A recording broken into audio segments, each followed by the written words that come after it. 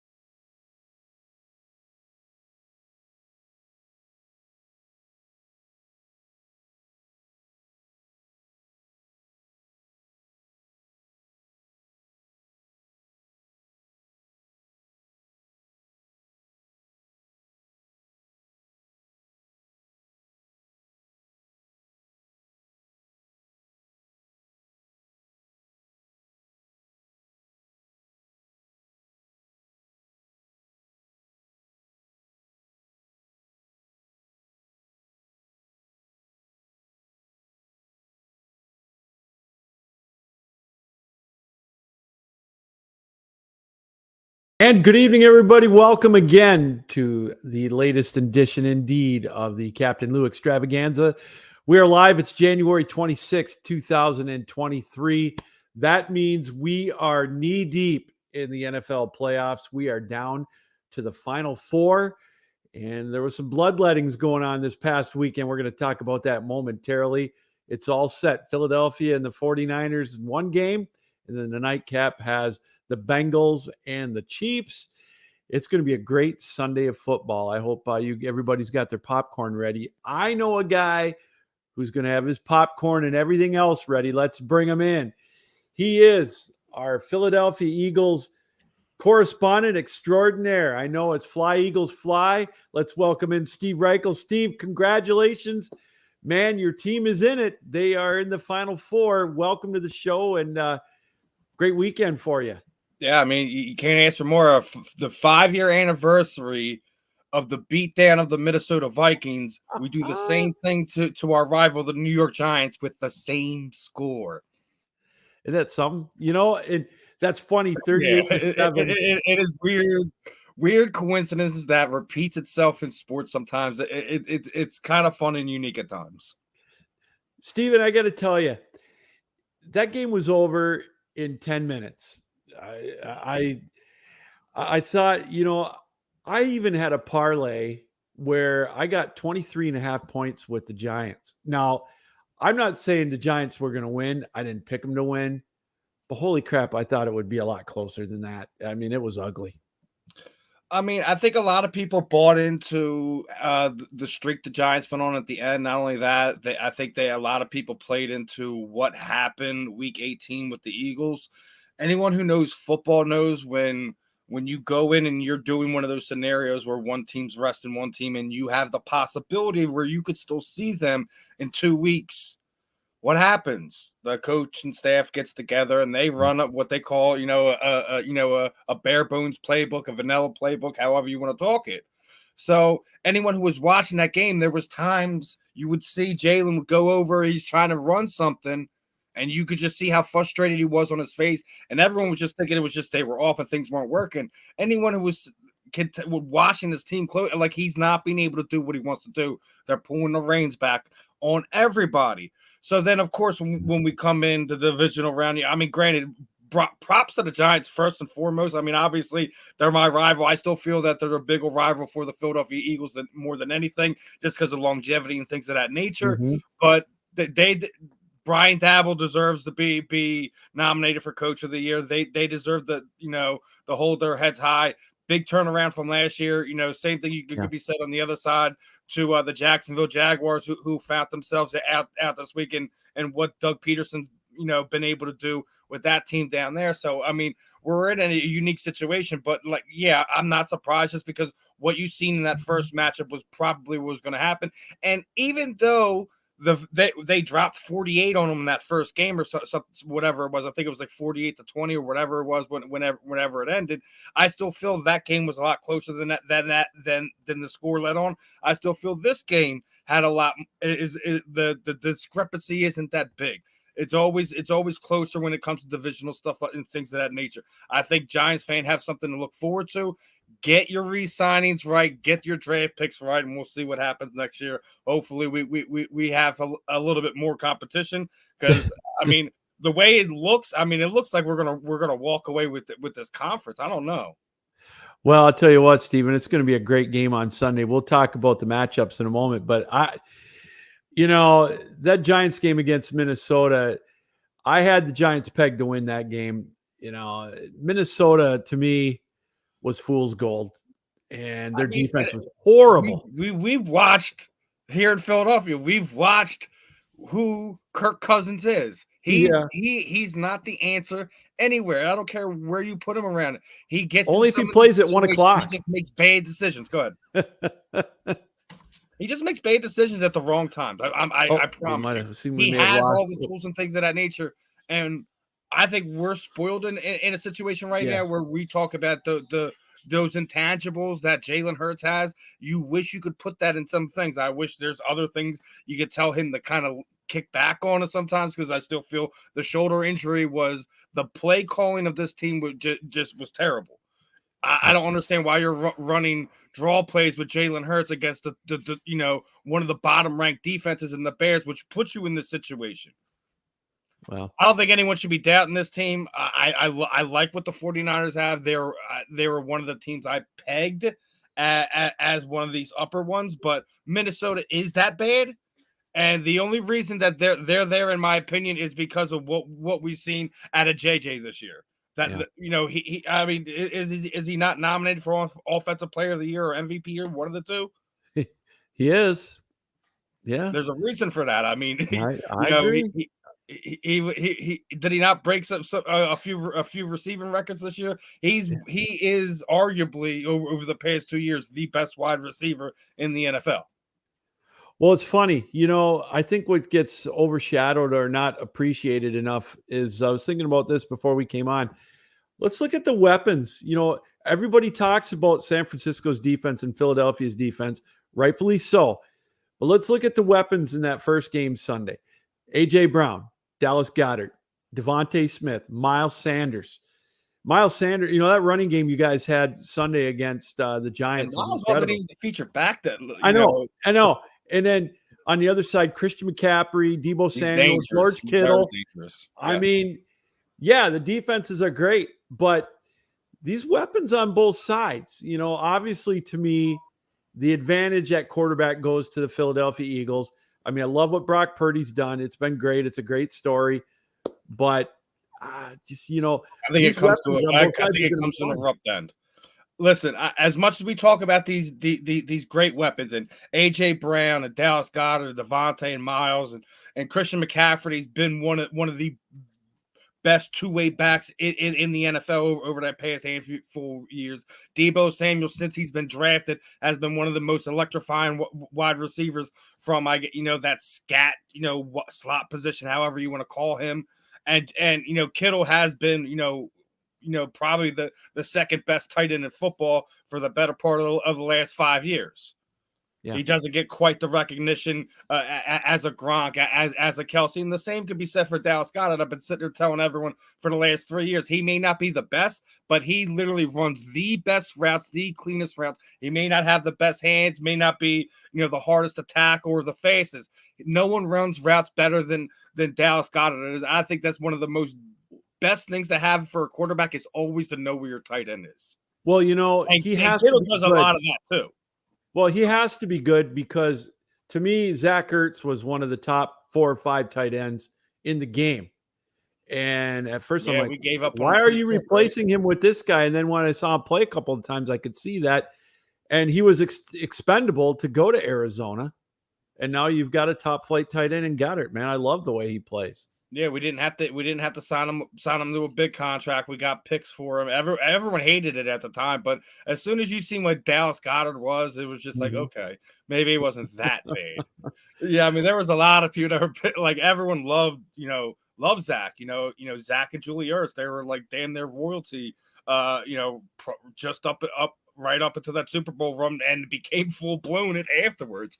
Just because Zach scores basically the game-winning touchdown to kind of give him that, and they've been so integral in the community, so it's real hard to see him leave. But I still think the real key factor, what's going to boil down who wins, who loses when it comes to the NFC Championship on Sunday, is who's going to win up front, who's going to have the better games from your defensive line, from your offensive line on both ways. We can talk about the weapons all we want, but right. I think it's going to be one in the trenches.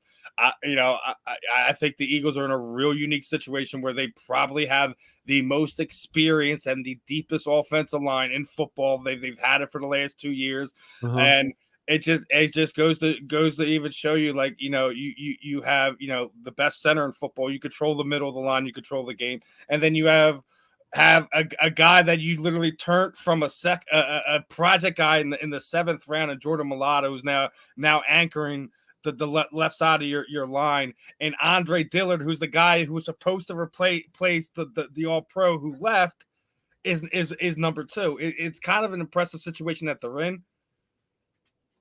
And you also still have to worry about Bosa on the other side. So I don't care if I'm San Francisco, I keep him on top of Jordan Mailata, because you ain't doing nothing with Lane Johnson. Yeah. You're not doing nothing with Lane Johnson. That's my if I'm them, I keep him on the left side. I don't even bother put him on the right. I don't care. Lane showed you last week. It don't matter how hurt he is. He's gonna manhandle people. They try to put what was the kid's name? Thibodeau, the guy that Thibodeau, yeah.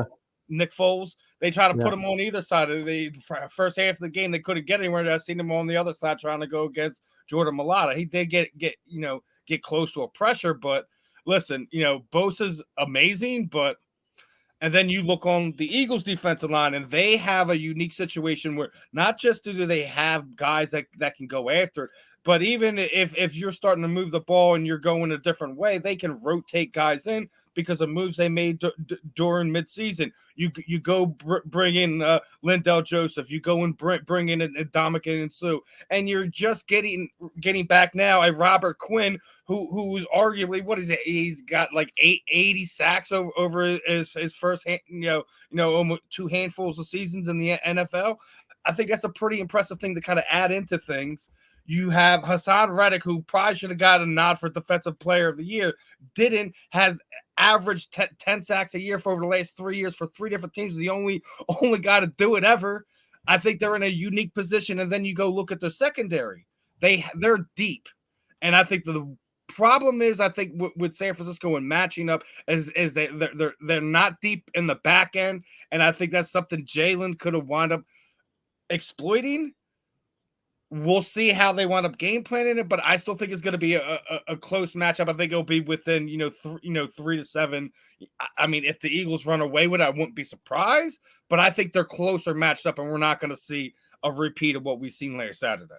Oh, I don't think we will either. And I just I like what Brock Purdy has done, but he hasn't faced a defense like this. I mean, well, I don't think either. If you really be honest, I think this is both of us. If you really asked it, this is our first real test for Brock Purdy. This is our first real test for the Eagles, because I really think a team who can dominate the clock and keep the ball moving and can control it with running. You can get us with pass. You can get us with the intermediate passing. You're not going to get us deep because we have good safety. We have good corners. Yeah, you have to get it with the intermediate passing in the running game and keep us on the field. I think San Francisco has weapons to do that, especially with McCaffrey, with Debo and things of that nature. Especially with you have a guy like Kittle, but can they do that for an extended period of time? They could get a drive together or two and put up 14, 17, 24 points of things of that nature. But can you go punch for punch with the Eagles? is the question. Can the Eagles completely shut them down? We don't know. We're gonna find out come Sunday afternoon. It's gonna be interesting. I still think that they get it right that it'll probably be within a 3 to 7 points, and we'll see a return trip to the Super Bowl for the Eagles, in my opinion. Well, one of the things you and I have talked in the past when you were on my show earlier this year about Jalen Hurts, and what I've always been impressed with him with his maturity level and his smarts back when he was at Alabama. Then when he transferred to Oklahoma, I don't think he got enough credit at Oklahoma. And the Eagles were very smart in picking him. I've always liked his maturity level. He's cocky, but not arrogant. And there's a difference. I mean, have you listened to his press conference? I mean, I think he's cocky and arrogant. I think with his teammates and stuff like that. But when it comes into that setting, like he knows things. And then when you start seeing some of the stuff that you've seen from NFL films and the Eagles come out and stuff like that, how he talks to his teammates and things of that nature, I think everyone gets it now, right? Yeah, no, don't get me wrong. He's respectful. He does it to a point. I like to call it a respectful point where he doesn't go overboard. And that's what I like about him. But he knows how to take care of business, if that makes any sense. And that's what I've always liked about Jalen Hurts. I mean, to your thing down here, I mean, he looked sharp late last week. He came out, that first drive, he was 5 for 5. Yeah. And I think if you're trying to shut him down, you have to take the weapons away. But way they've built this team, it's you have to pick your poison on which way you want to go about it. Okay. And you have to get him on a day where just nothing. You have to get him off point. And the problem is, it's hard to get pressure on this on this team, on this offense, because of that offensive line play. Yes. If they start running the ball and running it effectively, it's over. I agree. I think that's what the start of it. If you could stop the Eagles' running attack and make them one-dimensional where they have to pass the ball, where Jalen is put in those situations, and you can cut off, I guess, those RPO options where he's hurting you with making you basically play 11 men against 11 men. And I think that's the thing that makes him special, is that he makes you play 11 men. Mm-hmm. Like where you look as a traditional quarterback, it was always you had one free, right? Right. But well, he's kind of made it really interesting in that way. Here's what I like about this matchup too. You got two young coaching minds. I know Shanahan's been there for a while now, but I think it's going to be a great chess match. I think if you're bringing up Sirianni, I think if anything, you're going to say people who are overly confident and cocky that's what we're hearing about Sirianni. No, every time I look down my feed is, oh, Sirianni needs to be humbled, man. I'm like, we have a coach who's lively, who kind of relates to his players, and automatically he needs to be silenced and humbled. Listen, the old suit and tie and hat and Tom Landry style of coaching died 40 years ago. I promise you. Oh, Stephen, it's something that I've had to get used to, and I'm getting there. Is there's no nobility and humility anymore. You can be cocky and arrogant as long as you can back it up. That's the style, and he's got it. But they're two young minds, and I like that, but also if you take your defeat as well as you take your win. Yes, I agree. People tend to forget. No one was really happy with Nick Sirianni the first half of his first year here. No. He was talking about flowering seeds and things like that. People are making all kinds of fun of him. Well, it kind of sounds like a guy I know here in Detroit. Bring a unique thing, and I mean, I think the biggest thing about where they're at is not only what Howie Roseman's been able to do over the past 3 seasons, kind of retooling this team after monumental mess ups, both on his end, draft picks, bad contracts. Like, we were in perpetual cap hell because of things that both he had a hand in and et cetera. But what they've done to put them in this situation bringing in a guy like Sirianni. You have arguably one of the best offensive line coaches in football. Everyone has nothing but great things to say about this guy, even before he came here to Philadelphia. The kid Gannon, no one wanted him as defensive coordinator. He's sounds like he might be getting a job this offseason, especially if the Eagles win another game or two. Yeah. You never know. You might see a couple guys going in here. We got to go restart again. I know a lot of people don't like some of Gannon's play style. A lot of people feel he plays too soft at corner, things of that nature. That's understandable. Listen, we're us fans of Philadelphia, we're never happy. We're gonna always find something to nitpick and moan about. That's just the nature of the fan base. Listen, we're passionate. We want perfection out of everybody at every point in time. That's just the way it is. But I do think it is going to be a good matchup. Yes, Shanahan's kind of been around the block, but I do think it is going to be interesting. But I think it's something where I think the quarterback situation will finally catch up to you, to you 49er fans come Sunday afternoon. Brock Purdy's story has been great.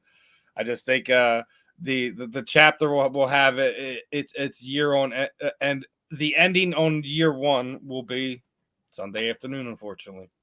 So right now, the current line right before we came on, I double checked it. Eagles are 2.5 point favorite. 47 points, man. The over-under is 46.5 or 47, depending on what book you're looking at. For those that watch my show, I always do a 6-point teaser lock. And I'm leaning towards going, well, I'm going to take Philadelphia. If you take the 6-point teaser, that puts them at a 3.5 point dog. Now, I'm leaning towards going under 52.5 for total points. I don't know how your feelings are on that. I know what you're thinking about. You're taking Philadelphia, obviously. But I don't know. See, my thing is the Eagles defense typically keeps teams right at or under 20 points. Okay. That's if you go look at, unless they were in a punch fest with somebody, that was typically it. It was like 10, 14, 17, 20. That's typically where they're at. Yeah. The question is how well do you think the Eagles offense will get off on that 49ers defense? As that's kind of really where your question boils down to. We agree that we think Brock Purdy and the 49ers could put up at least 20 points, right? I'm not sure. That's why I'm staying away from this 46.5. When I go on my bet, I'm going just a teaser lock. So I'm adding 6. That's why I'm saying it's going to be under 52.5. I'm looking at like a 27-24 or 24-21 kind of a game at the most. I wouldn't even be surprised if it's like a 20-17 or 21-17 game, Philadelphia. Because I think that too. I could see that. So that's why I'm kind of staying under 52.5. But that's the current line is 2.5, which I like that all day. I think I like Philadelphia's defense against Brock Purdy. I just think that they're going to put heat on him. I think they're going to at least get 5 sacks. The question is, if they get turnovers on that team, it could get ugly. Right. That's what I'm saying. I get it. If they get short field interceptions or they're able to force fumbles, yeah, I think it could get ugly. All right, let's talk. You could see them out, get a 10, 14-point win, something like that. Let's talk about the teams that lost last weekend and some of the questions. You kind of touched on it a little bit. The Giants are looking at a situation with their quarterback situation. Now, here's my thing. Daniel Jones, he obviously didn't cut the mustard against you guys. They got to make a decision. If they franchise tag him, he's going to get $45 million. I wouldn't give him another year. So I wouldn't do it. I franchise tag him and see if someone signs him. If you're going to really tender him, if I think that of any one of the free agency moves coming season for the Giants, that is the top of my priority is Saquon Barkley. You already know you're going to get a hometown discount on him because the fact that he wants to be here, because of the fact that he's been kind of injured the last few years. He's not worried about setting the market. He said that openly. Daniel Jones, it's you bring him back on your terms, on a contract that is favorable to you. Right. Well, that's why did he do considerably well? Did he look like the guy you should have that he should have coming out of the draft moving forward and in the 2 years after that? Probably, but you still know what happened those first few years. Yeah, and so I still say you either you get him again to sign on your terms, or you walk and go and try to find. I mean, this is going to be a year where quarterbacks are going to be flying around. Like here's a question: Would you do a sign and trade with Oakland for a guy like Carr? Well, that's kind of what I was thinking, and only because I think that you could get him. Obviously for. Again, I just look at that franchise tag amount, and it's staggering. And Daniel Jones is not worth that. I think if you could get Derek Carr for $25 million, I would try to see if I could sign him on my terms. Okay, like he's not a top 15 quarterback. I don't care what anyone like the nonsense that was coming out of some of the on-air personalities for the bigger media companies was beyond laughable.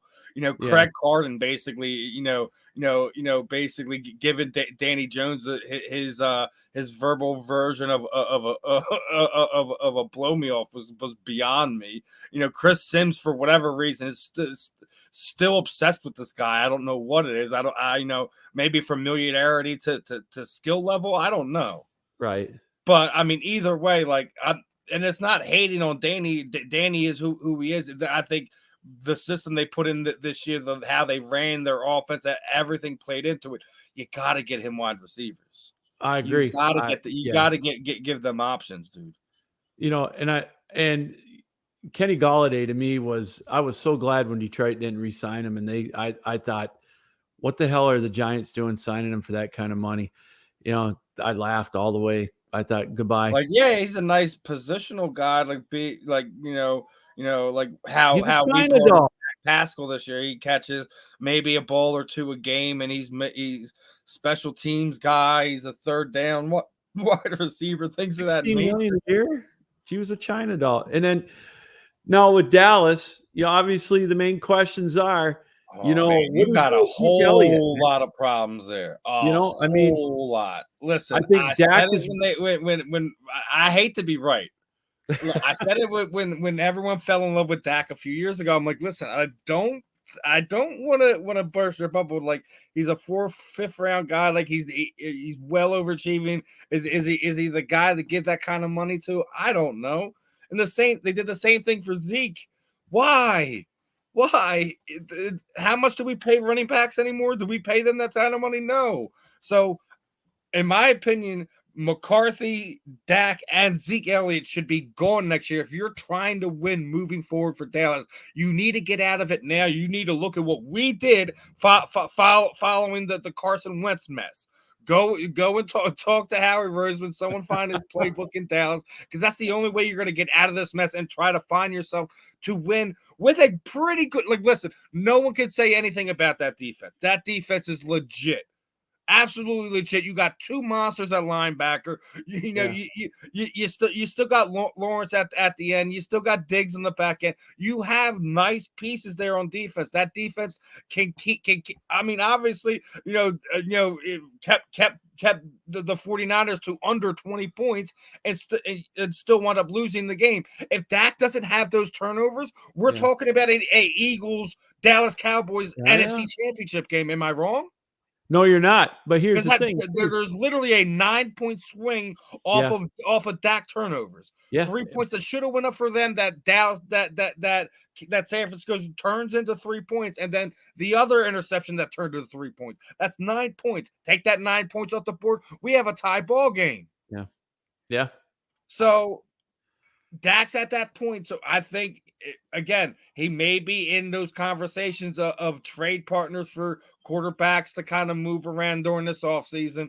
wherever you send them, maybe you start having conversations with the Texans. I hear they love screwing up all kinds of things. Send Dak to Houston. Go see if you can pull some picks out of it. Maybe say do a pick swap this year and you get our first outright next year and do something to make some changes there. Dak isn't the guy. Zeke isn't the guy. Mike McCarthy isn't the guy. They have to rebuild. They're not going to get there with that nucleus on offense. And the worst possible scenario for the Dallas Cowboys absolutely happened when Tony Pollard got injured.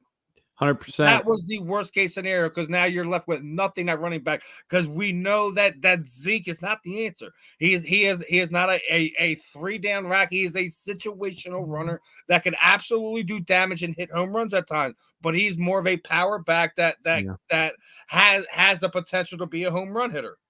That's what Zeke Elliott's been. That's what he's always been. He's great when he's paired with somebody that can be a slasher. And Tony Pollard was more than stealing carries from Zeke each of the last 2 seasons. It was the worst case scenario for the Dallas Cowboys. As an Eagles fan, couldn't be happier.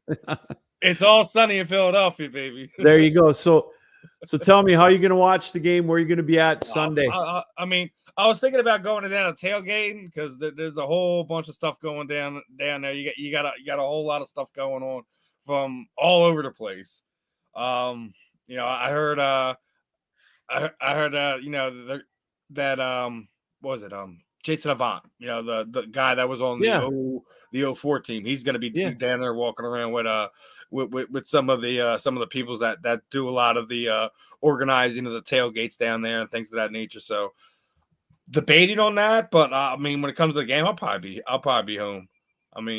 Well, ain't no better place to be. Relax, enjoy it. I don't need to be a part of the crazies that much anymore. But well, Steve, I appreciate you taking time out tonight to be with us, man. This is a blast.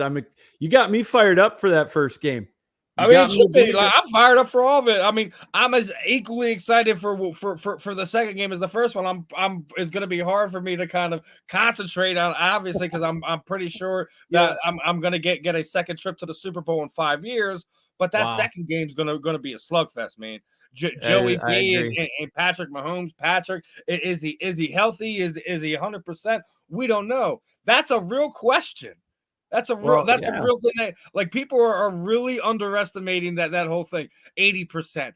Bull spit. We seen him last week. The only thing, I don't care if you give that boy a cortisone shot or not. He's still going to be hurting. It's going to affect him in some way. The question is how much.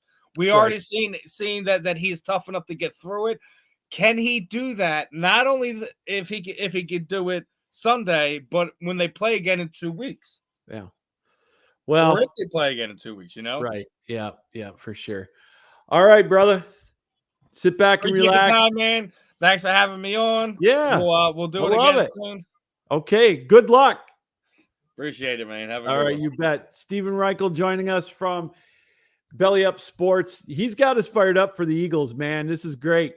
The Eagles taking on the 49ers in the first game, 3:00 kickoff. That's going to be on Fox. And to me, they got one of the best crews right now as far as broadcasters. I really like what Greg Olson's doing as a color commentator.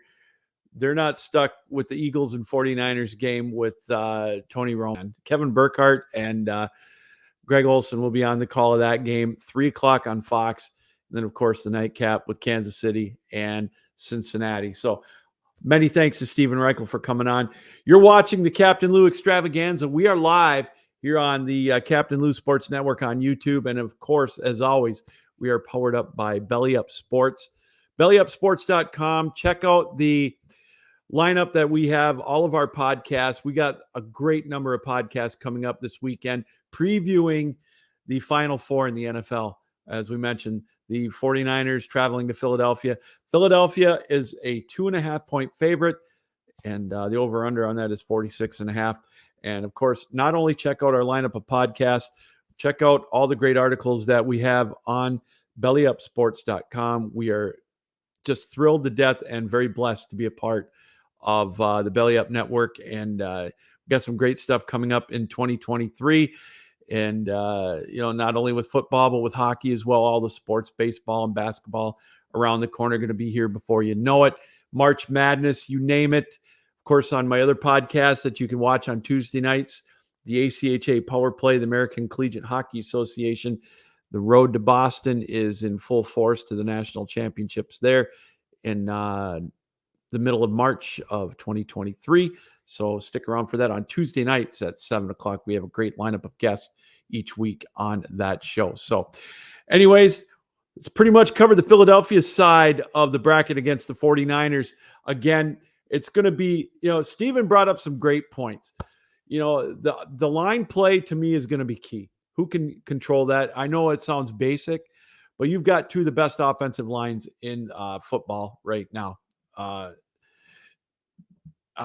in recent memory, in my opinion. Obviously, it takes a good line. Look at what Tampa Bay had a couple of years ago with Tom Brady. But you got Lane Johnson, who's definitely a Hall of Famer, anchoring that line. And the 49ers, of course, a great offensive line to help keep Brock Purdy off his backside. But I just think deep down, Brock Purdy has not seen a defense yet like Philadelphia's.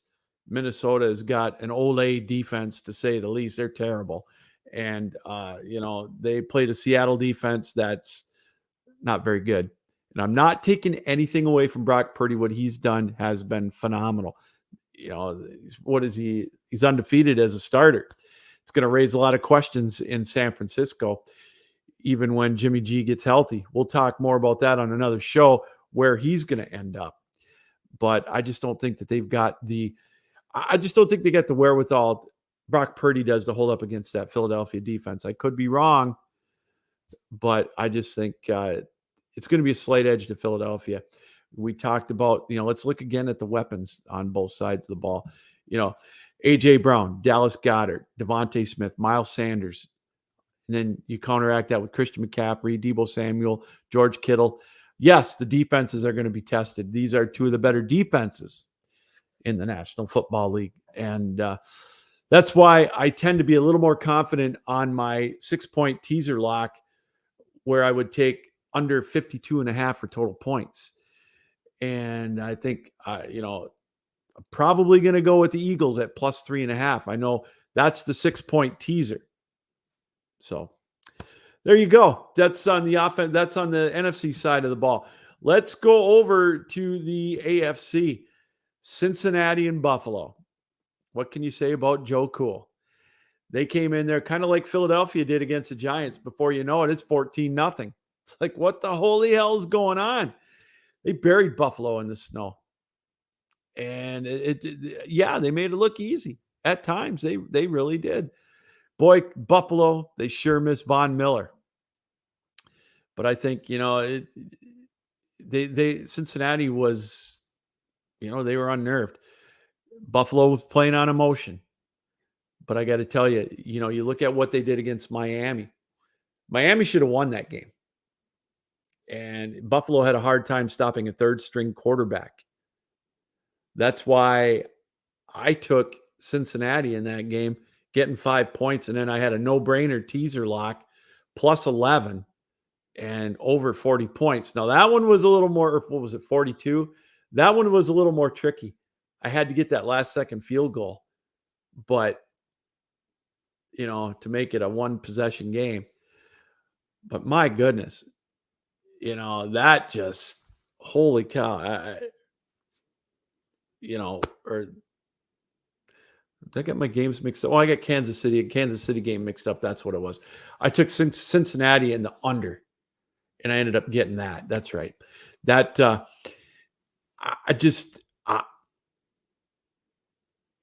Buffalo is at a crossroads, and I'm taking nothing away from Cincinnati. They've got, you talk about young weapons. Joe Burrow, you got Jamar Chase, T. Higgins. And you got Joe Mixon. That's a pretty solid lineup on the offensive side of the ball. We're going to have a great setup in the second game on Sunday night. But let's think about Buffalo at a crossroads right now. Some of their big names didn't show up. Where was Gabe Davis? Dawson Knox wasn't really that effective.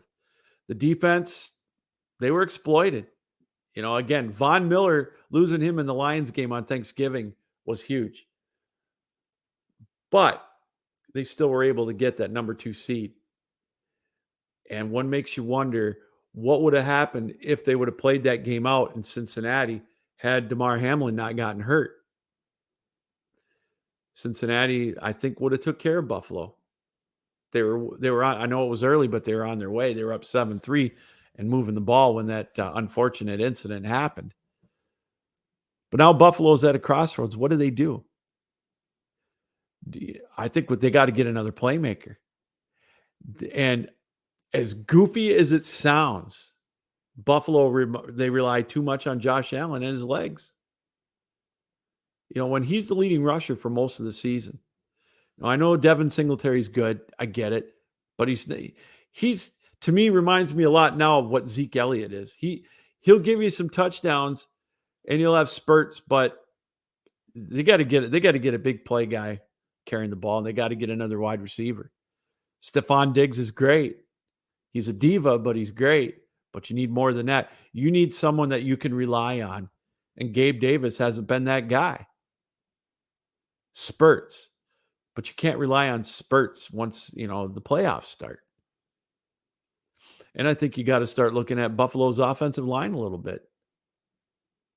Cincinnati had their way with them. And it was evident.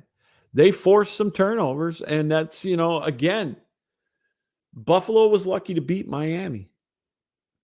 And Cincinnati went in there with a chip on their shoulder, feeling, the old disrespect card. And it came back and, they used it to their full effect, their full advantage. And they crushed them. And it wasn't even close. So now you got Cincinnati going up against, against a Kansas City team. Is Cincinnati's defense underrated? We're going to find out on Sunday. I don't know if they do get enough respect, but they manhandled Josh Allen. They manhandled the Buffalo Bills. They manhandled they had a tougher time with the Ravens than they did with the Buffalo Bills. And this is where their defense is really going to make their bones, because now they're going up against Patrick Mahomes. And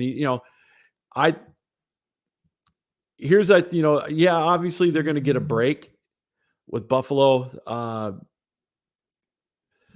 with Kansas City and Patrick Mahomes maybe at 80%. But there's my question.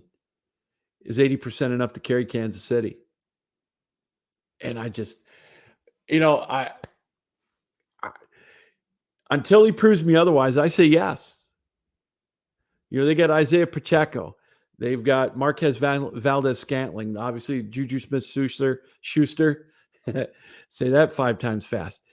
They got Travis Kelce. And then they got McKinnon. And I also think that Kansas City's defense has really played well the last 6 games. I think they've improved quite a bit. And I think they're going to give Cincinnati a test. And they've got that home field advantage, which maybe nowadays doesn't mean as much as it used to. The way the plays are brought in with that, through the helmet and whatnot. But here's my thing. They also have lost 3 in a row to Cincinnati, including last year in the playoffs. Don't think that sticks in the craw of Andy Reid and of Patrick Mahomes. But I got to tell you, what I really love about this is that it sets up, again, another showcase for 2 bright young quarterbacks. Patrick Mahomes, obviously, and of course you got Joe Cool.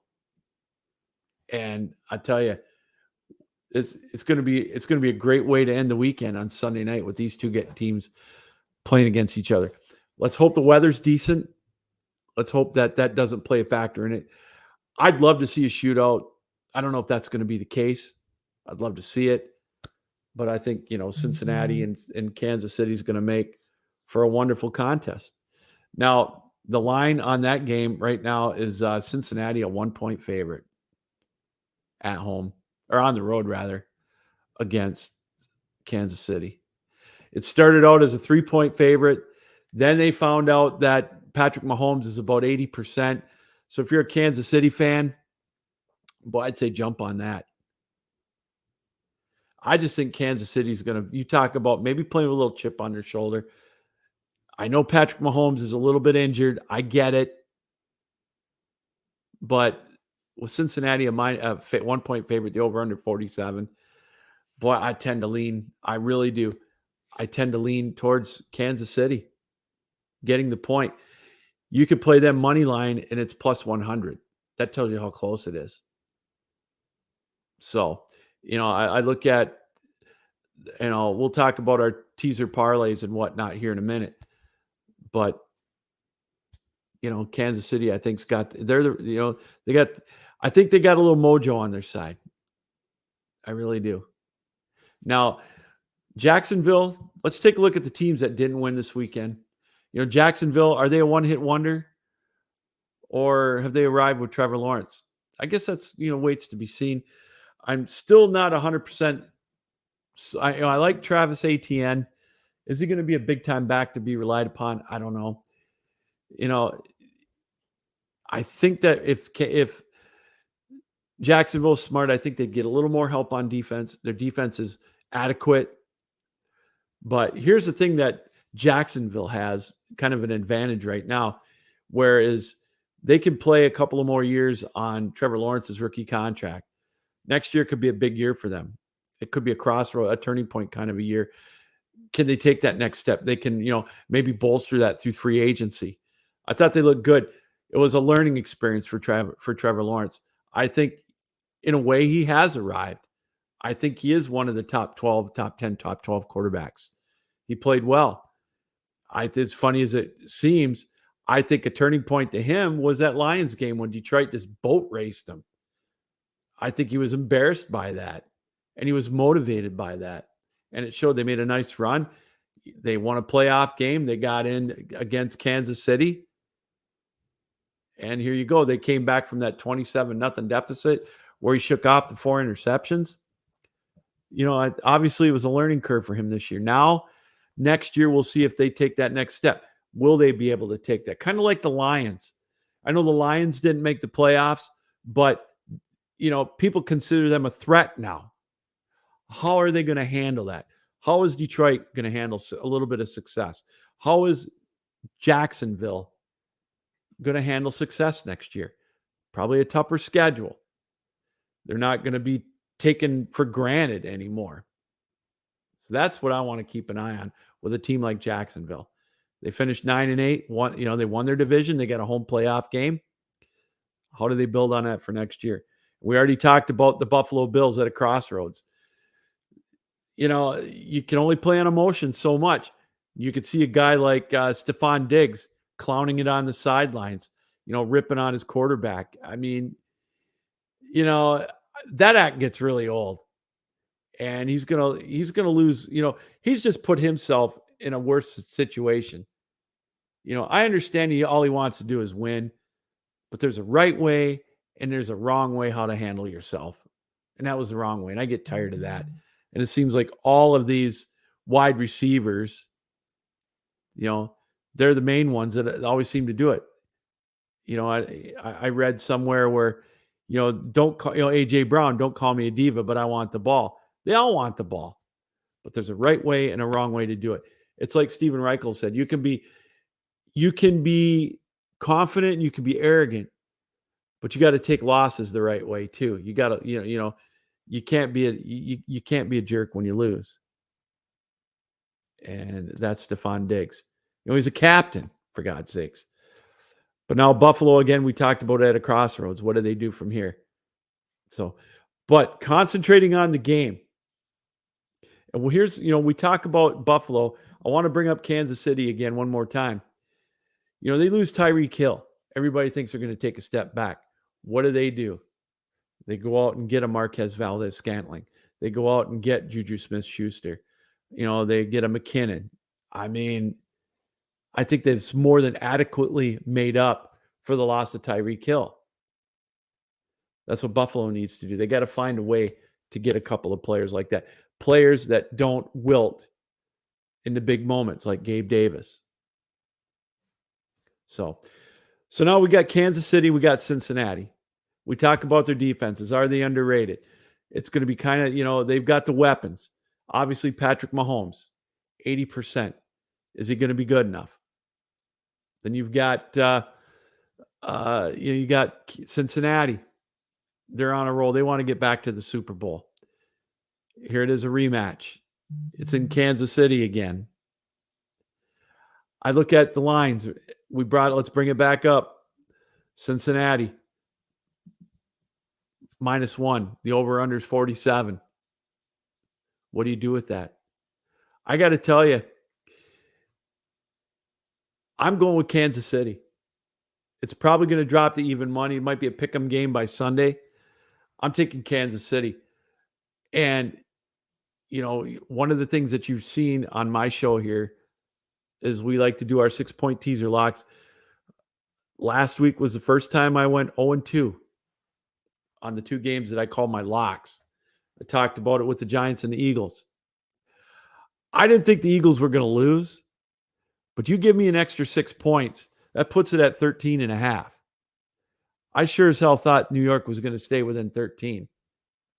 And then in another situation I had a 4-way parlay where on DraftKings where you could go out. I went out and I got the New York Giants plus 23.5. And they couldn't even handle that. So that was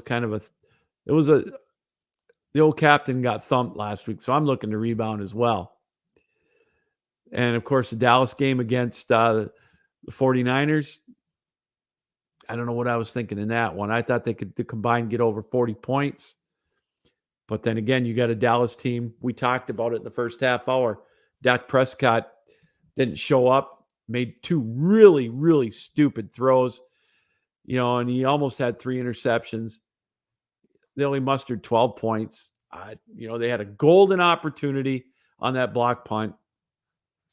That's what I get for thinking. So I was 0 for 2 last week on my teaser locks. I'm looking to rebound. So here we go. The Captain Lou Extravaganza 6-point teaser parlays of the week. I got 3 of them. Take my 6-point teasers. I'm going to take the Eagles plus 3.5 and the Chiefs plus 7. And that gets you at -116. Now, if you do the single game parlays with a 6-point teaser lock thrown in, I got the Eagles plus 3.5 and under 52.5 for the total points. That's plus 110. So you bet a sawbuck, you get $11 back. To me, it seems pretty good. The other one, I've got the Chiefs. I'm taking the 6, so that puts me the Chiefs at plus 7.5 and over 41.5 for total points. It's -105. Now, if you do the last 2 as a super teaser, you get it at plus 310. So I'm probably going to lean a little bit that way. And then if you throw in the Eagles and Chiefs, just that portion of it, that puts it at plus 485. Awful tempting. Those are kind of sucker bets when you start getting multiple parlay bets like that. But I'm not going to bet the house on that one. But I really, really like the Eagles plus 3.5 and under 52.5 total points in that one. I think that's going to be at the most a 24-21 game. Maybe 27-24, but that would still keep me under. Eagles plus 3.5. And I just think the Giants, or I beg your pardon, I just think the Chiefs are going to win that game on Sunday. If not, they're only going to lose by 3 points. And I think both teams are going to score over 20. So I'm looking at this one easily a 28-24 game or a 31-27-28 game in Kansas City. The only way that it may not go that way is if the weather turns to crap. But I don't see it. So those are my 6-point teaser locks right there. Take them to the bank. It's going to be a rebound weekend. First losing week we've had this year on our 6-point teaser locks was last weekend. So I started doing those the beginning of October. That's 3 months. over 3 months with no losing seasons or no losing weeks on our 6-point teaser locks. I know you don't win a ton of money, but it's better than losing. So I'm 14. I'm 11 over 500 for the year. Looking to make it at least 13, possibly 14. So real quick before we go, we again want to thank Stephen Rychel for joining us tonight. Always a blast having him come on and talk Eagles. The knowledge that he brings is amazing. And that's what we get with the guys from Belly Up Sports. So again, the Captain Lou Extravaganza. We're live here on the Captain Lou Sports Network on YouTube. We invite you to subscribe to our channel. We get guests from Belly Up Sports. We get guests from all over the walks of life. A couple of weeks ago, we had Chuck Swirsky, the play-by-play man for the Chicago Bulls on. Once the Super Bowl is behind us, we'll start going knee-deep into the NBA and the NHL. And then, of course, spring training will be right around the corner. But it's football season all year round here, too, because we'll have the draft. The USFL's coming. I hear that my Detroit Lions are going to be hosting, or Ford Field's going to be the host for a hub city for the Michigan Panthers. So we're going to have football all year round. So can't wait for that. So real quick, we talked about it. We touched on it with Steven in the first half hour of our show. Dallas is America's team. Where do they go from here now? Is Mike McCarthy going to be back in Dallas? I think he's going to. Can they go any further with Dak? Here's my question.